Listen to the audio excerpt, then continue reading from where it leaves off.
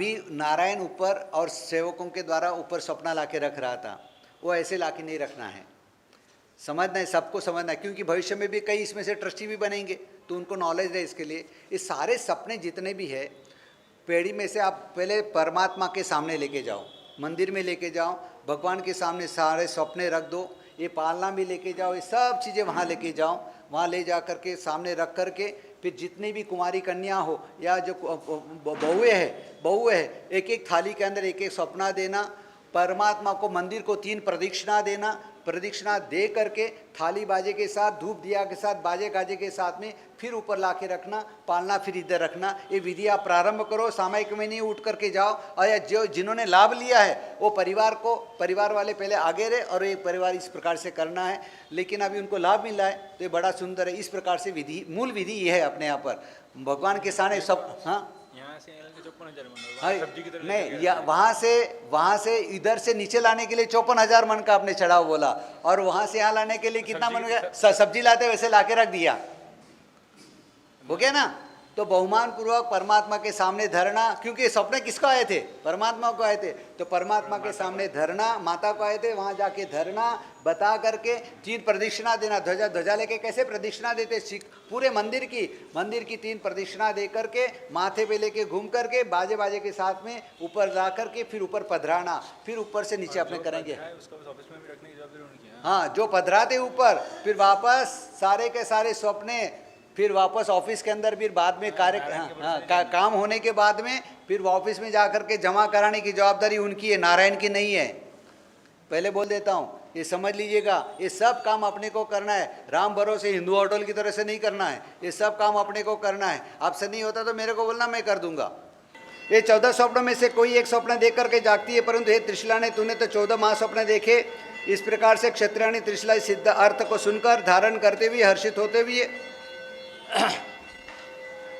होती हुई हृदय वाली होकर दोनों हाथ जोड़कर अंजलि करके उन सपनों को धारण करती है, और शीघ्रता सी चपलता रहित राजहंस की समान गति से, और जहाँ पर उसका निवास मंदिर होता है वहाँ चली जाती है और वहीं आनंद से रहती है। प्रभु का अतुल प्रभाव का वर्णन आता है। प्रभु के अतुल वर्णन के अंदर बताया, जिस दिन भगवान महावीर प्रभु के राजकुल में आए उस दिन से लेकर के धनत की आज्ञा में रहने वाले तिर्यक लोक में बसने वाले तिर्यक जुम्बक देव, कौन सा देव? तिर्यक जुम्बक देव जो है वैश्रमण अर्थात कुबेर द्वारा इंद्र की आज्ञा पाकर जिसके आगे चलकर स्वर्ण वर्णन करेंगे। यहाँ पर बताया गया कि तुम राजकुल के अंदर भरने लगो, जो भी जितना भी सारा धन है यहाँ पर अपने जिन शासन के अंदर जो कंजूस होता है ना, कंजूस में कंजूस, महाकंजूस, मक्खी चूस, ऐसे को भी यहाँ पर प्राधान्यता दी है, उसको भी यहाँ पर अनुमोदन किया गया, उसको भी सविशेष यहाँ पर लाभ मिलता है। इतना लाभ मिलता है जो चढ़ावा लेता है उसको नहीं मिलता, बोली बोलता है उसको नहीं मिलता, उससे भी बढ़ चढ़ करके लाभ किसको मिलता है? महामक्खी चूस को मिलता है।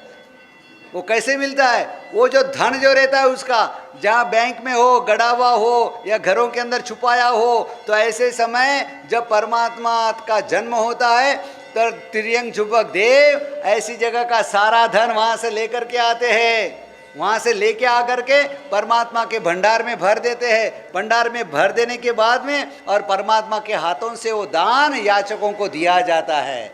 वो दान किनके हाथों से दिया जाता है? परमात्मा के हाथों से। तो मक्खी चूस का कितना बड़ा उसको लाभ मिला, देख लिया ना? वह मिला कि नहीं मिला? इससे अच्छा जब होगा तब होगा, अपने हाथ में वो बात में है, तो अपने को अभी मौका मिला है, अपने को कर करके छूट जाना है। आज के दिन मैंने बोला था ना, अभी इतने दिन तक आया तब से मैं ट्रेनिंग देता रहा, और 4 दिन तो स्पेशल बराबर का ट्रेनिंग दिया। अभी थोड़े समय के अंदर ही जो है ना, अभी मोर्चे पर आपको मैं लेके जाऊंगा। घंटी बज रही है, चालू हो गई घंटी बजना, थाली बजना चालू हो गया है। थोड़े समय के अंदर यहाँ पर जाजम भी बिछाने का है, अभी मुहूर्त अभी आया है, चालू हो गया है। तो मुहूर्त जाजम बिछा करके और फिर जैसे आपको बिठा करके बोलूँगा फायर, और तुरंत ही यहाँ पर स्टार्ट कर देने का है। एकदम ऐसे बोलना है, छप्पर फाड़ करके बोलना है, और छप्पर फाड़ करके जो मिला है वो ले करके घर पे भी लेके जाने का है। ऐसा सुंदर सुनहरा मौका मिला है। आप कोई भी आज जाने की उतावल मत करना, घर पे जाने की भागने की उतावल मत करना।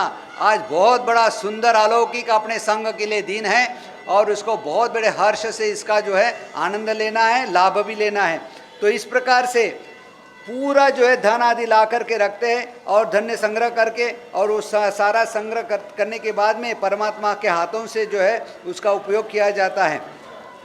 इस प्रकार से यहाँ पर प्रभु की मातृभक्ति का मोह का नाटक, परमात्मा जैसे गर्भ में होते हैं तो माता को तकलीफ ना हो, पीड़ा ना हो, कष्ट ना हो, उसके लिए वो अपना हलन चलन बंद कर देते हैं। तो यहाँ पर माँ को क्या लगता है कि हलन चलन कैसे बंद हो गया, तो मेरा गर्भ कोई गल गया या निकल गया, मर गया, क्या हुआ, इस तरह से वो पीड़ा करने लगी। क्योंकि वो जो फीलिंग जो रहता है ना, दर्द भी है ना, सुख की अनुभूति देता है। वो तो माँ ही जाने, वो माँ ही समझ सकती है, अपने नहीं समझ सकते।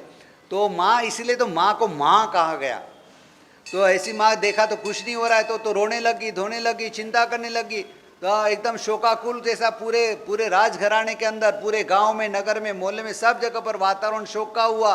सब कुछ बंद करा दिया, नाटक वाटक, हर्षोल्लास सब बंद करा दिया। तो इधर परमात्मा ने भी देखा, क्योंकि परमात्मा 3 ज्ञान के धनी होते, मति ज्ञान, सुतक ज्ञान, अवधि ज्ञान के धनी होते, तीर्थंकर की आत्मा थी।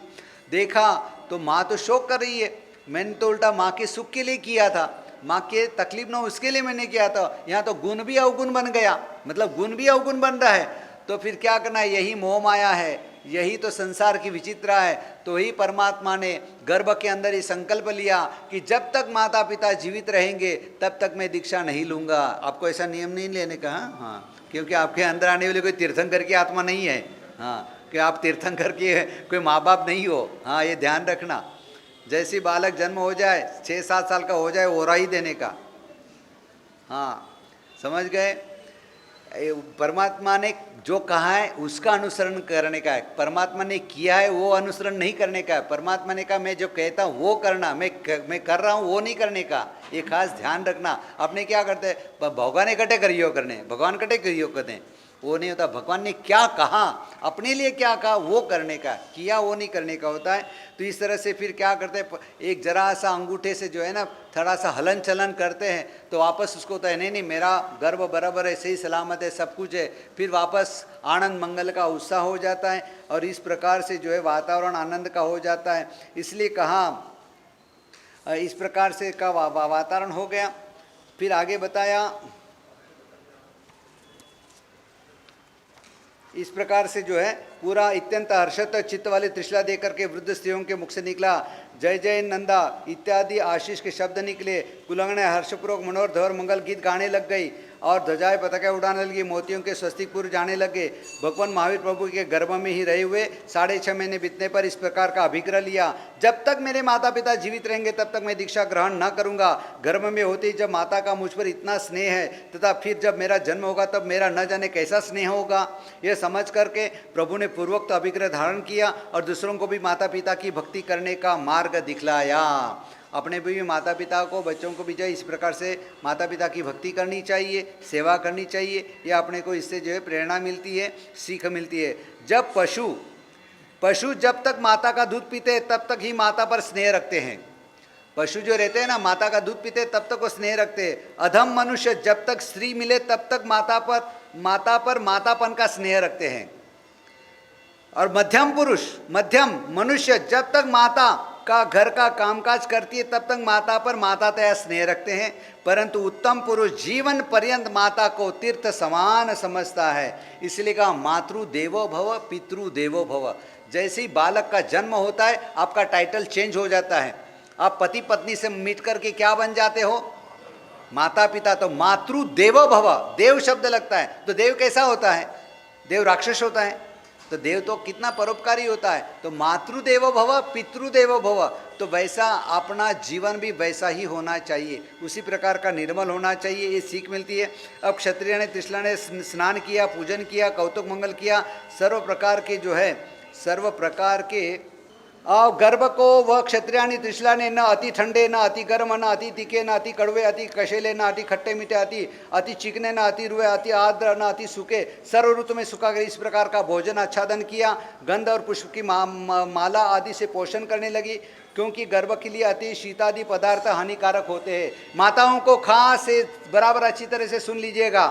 आप बैठ जाओ, पीछे दिखता नहीं है, बैठ जाइए, जब काम हो तब खड़े हो जाओ, जब, क्योंकि गर्भ के लिए अति शीतादि मतलब शीतल ठंडे पदार्थ जो रहते हैं वो हानिकारक होते हैं। उनमें कितने एक वायु करने वाले होते हैं, कितने पित्त करने वाले होते हैं, कितने कफ करने वाले होते हैं। वाघ भट्ट नामक वैद्यक ग्रंथ के अंदर भी कहा गया, वायु वाले पदार्थ खाने से गर्भ कुबड़ा होता है। कौन सा होता है? गर्भ कुबड़ा होता है, जो खंदा वाला होता है ना, खंदा वाला होता है, इस प्रकार का होता है। अंधा, जड़ तथा वामन रूप होता है, मतलब ठिंगना होता है। पित्त वाले पदार्थ खाने से, भक्षण करने से गर्भ स्खलित होता है। कफ वाले पदार्थ भक्षण करने से पांडु रोग होता है, कफ वाले पदार्थ खाने से। अति क्षार वाला भोजन करने से नेत्र को नष्ट करता है। अति क्षार वाले मतलब खट्टे पदार्थ, मीठा नमक वाले पदार्थ ज़्यादा खाने से नेत्र को नष्ट होता है। अति ठंडा भोजन पवन को कोपायमान करता है, मतलब गैस बहुत हो जाता है। फिर अति उष्ण बल को हरता है, अति काम विकार को जीवित हरता है। मैथुन, यान, वाहन, मार्ग, गमन, स्खलन, पान, गिरना, पड़ना, पीड़ा का होना, अति दौड़ना, किसी के साथ टकराना, विषम स्थान पर सोना, विषम जगह पर बैठना, उपवास करना, वेग का विघात होना, रूखा, तीखा, कड़वा भोजन करना, अति राग करना। राग करना मतलब बहुत ज़्यादा गुस्सा करना, गुस्सा भी नहीं करने का, शांत रहना, चिड़चिड़ा स्वभाव नहीं रखना। अति शोक करना मतलब शोक करना। अति खारी वस्तुओं का सेवन करना, अतिसार, वमन, जुलाब, हिचकी लेना, अजीर्ण हो आदि, ऐसा कुछ भी गर्भ आदि के बंधन से मुक्त हो जाता है, गर्भ स्खलित हो जाता है। और ऐसे समय पर ये तो माताओं के लिए हुआ, लेकिन भाइयों को भी उस समय उनकी मन की प्रसन्नता बनी रहे, बालक भी प्रसन्न चित्त वाला बना रहे, अपने आने वाला बालक पुण्यशाली हो, पुण्यवंत आत्मा हो, और उच्च गति से आने वाली हो, उच्च कुल में से आने वाली हो, और आकर के अपने जैसे वर्धमान के जन्म का अपने वर्णन करेंगे या सुन रहे हैं, उसी तरह से अपने घर के अंदर भी आने वाले बालक के कारण से सुख, शांति, समृद्धि आदि हो। ये भाव के लिए आप लोगों का भी कर्तव्य है कि उनकी मन की चित्त की प्रसन्नता रहे, मन के अंदर सुख शांति रहे, आनंद रहे, मन प्रसन्न रहे। वर्षा ऋतु में नमक खाना अमृत के समान है। वर्षा ऋतु के अंदर नमक खाना वो अमृत के समान है। शरद ऋतु में पानी अमृत समान है। शरद ऋतु में पानी पीना वो अमृत के समान बताया गया। लेकिन ठंडी के अंदर पानी की के पीवणो बताओ तो, पानी पियो तो काऊ हो, हैंग बार बार यू जावनो पड़ी, फिर रात नींद भी नहीं वेला, पर ये अमृत समान है। यदि आपने शरद ऋतु में मतलब ठंडी के दिन में पानी पिया तो गर्मी के दिनों में आपको प्यास नहीं लगेगी। गर्मी के दिनों में आपको प्यास नहीं लगेगी, मतलब नॉर्मल आप रहोगे। ये इसका इफेक्ट है, इसका जो लाभ जो है आपको गर्मी के दिनों में प्राप्त होता है। हर लगभग प्राय करके साधु भगवान ऐसा ही करते हैं। इसीलिए आप बोलते हैं ना गर्मी के अंदर की कहने बाउसी चौवियार करता हुआ, तो यूँ करता है ठापड़ी हवे। हाँ, भगवान ने सब रास्ते बताए दिए, सब शास्त्रों में वर्णन आता है। इसलिए कहता हूँ शास्त्रों में बताया, गुरु भगवान ने बताया, वैसे जीवन को बना लो, वैसे चलो। आपको कभी ना डॉक्टर के पास जाने की जरूरत है, ना वकील के पास जाने की जरूरत है, ना कोई होगा, ना समस्या ही नहीं होगी, तो फिर क्या टेंशन होगा मुझे बता दो। यही चीज़ें हेमंत ऋतु में गोदूध अमृत के समान है। मतलब हेमंत ऋतु आता है, उसके अंदर गाय का दूध अमृत के तुल्य, शिशिर में खट्टा भोजन अमृत तुल्य, शिशिर के अंदर खट्टा भोजन अमृत तुल्य, बसंत में घी खाना अमृत के तुल्य है, और तथा अंतिम ऋतु के अंदर गुड़ का भोजन अमृत के समान बना गया है। जो 6 ऋतु है, तो 6 ऋतु के अंदर कौन सी चीज़ें खानी चाहिए वो यहाँ पर बताया गया। अब क्षत्रियाणी त्रिशला रोग, शोक, मोह, भय और परिश्रमादि से रहित होकर के, सुख से रहित, क्योंकि रोगादि गर्भ के लिए हानिकारक होते, सुश्रुत नामक वैद्यक ग्रंथ में कहा गया है। यदि गर्भवती स्त्री दिन में निद्रा लेवे,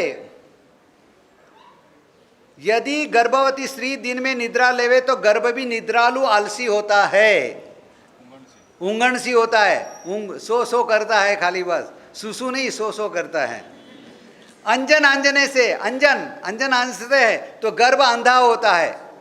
रोने से गर्भ विकृत आंखों वाला होता है, बाड़िया काना ऐसा हो जाता है, फिर इसलिए ज़्यादा रोने का भी नहीं। स्नान तथा लेपन से दुखशील होता है, स्नान करने से दुखशील होता है। तेल मर्दन आदि से कुष्ठ रोगी होता है। नाखून करने से खराब नाखून वाला होता है, और दौड़ने से चंचल स्वभाव वाला होता है, और हंसने से काले दांत वाला हो जाता है। काले दांत होते हैं ना, तो ज़्यादा हंस करते हैं ना, तो ऐसा होता है। और काले होठ वाला भी होता है, काले तालुए वाला होता है, काली जीभ वाला होता है। बहुत बोलने से बकवाद करने वाला होता है, इसलिए ज़्यादा बड़बड़ करने का नहीं, यहाँ ताला लगा देने का, कम बोलने का। बहुत बोलने से, बकवाद करने से, अति शब्द सुनने से बहिरा होता है। मतलब उसमें आपने क्या करते, टीवी लगा देते, वो कान पे लगा दिया, हेडफोन क्या लगा देते और गाने सुनते रहते हैं, वो भी नहीं करने को बताया यहाँ पर। बकवाद करने वाला अति शब्द सुनने से बहिरा होता है, अलेखन स्खलित होता है, और पंखे आदि का अति पवन सेवन करने से, एसी में रहना, पंखा आदि की हवा खाने से, सेवन करने से उन्मत्त होता है। मतलब वो अपने कंट्रोल में नहीं रहता, फिर वो अनकंट्रोल हो जाता है, उसको कंट्रोल करना भारी पड़ जाता है। पूर्वोक्त प्रकार से त्रिशला देवी को कुल की वृद्ध स्त्रियां शिक्षा देती है। जो वृद्ध रहती है घर के अंदर, आया जो रहती है, वो जो है उनको शिक्षा देती है और कहती है, हे देवी, देखो कुल की देवियां जो रहती है वो क्या कहती है, हे देवी तू धीरे धीरे चल। आप भी बोलते हो ना घर के अंदर, धीरे धीरे चल, धीरे धीरे बोल, क्रोध को त्याग दे, पथ्य वस्तुओं को सेवन न कर, नाड़ा ढीला बांध, खिलखिला कर न हंस, खुले आकाश में ना बैठ। कहा पथ्य वस्तु का सेवन कर, नाड़ा ढीला बांध, खिलखिला कर न, खुले आकाश में ना बैठ, अति से ऊंचे नीचे जा। इस प्रकार गर्भ से आले से वाले क्षत्रिय ने शिक्षा देती है। क्षत्रिय ने त्रिशला के भी गर्भ को हित करने वाले वस्तुओं को सेवन करती है। आरोग्यवर्धक पथ भोजन भी समय समय पर करती है। सुखकारी मन के अनुकूल विहार भूमि अर्थात गर्भहित आचरण से गर्भ का पोषण करती है। गर्भ से अभी दोहला जो उत्पन्न होता है, इसका वर्णन आता है। क्षत्रियाणी त्रिशला के मन में विचार पैदा हुआ कि सर्व प्राणियों की हिंसा बंद कराने का पट्टा बजा दूं, गुरुजनों की अच्छी तरह से पूजा करो, तीर्थंकर की पूजा रचाओ, विशेष संघ का स्वामी वात्सल्य कराओ, सिंहासन बैठकर उत्तम छत्र मस्तक पर धारण कराओ, उत्तम सफेद चामर आसन पास ढुलाओ, सर्व प्रकार आज्ञा चलाओ, राजा लोग आकर के पाद पीट कर नमस्कार करे, हाथी के मस्तक पर बैठकर सब सामने पताके लहराए, वाजिंद्रों का नाद हो। राजा सिद्धार्थ ने क्षत्रियाणी त्रिशला के पूर्वोक्त समस्त मनोरथ पूर्ण किए और उसके किसी भी दोले का अवज्ञा नहीं की। जब गर्भ को बाधा ना पहुंचे तो संवादी अलमन लेते हुए, सुख से निद्रा करती हुई, सुख से और बैठती हुई, जमीन पर विहार करती, सुख पर गर्भ को धारण करती है। इस प्रकार से यहाँ पर जो है चौथा प्रवचन पूरा हुआ।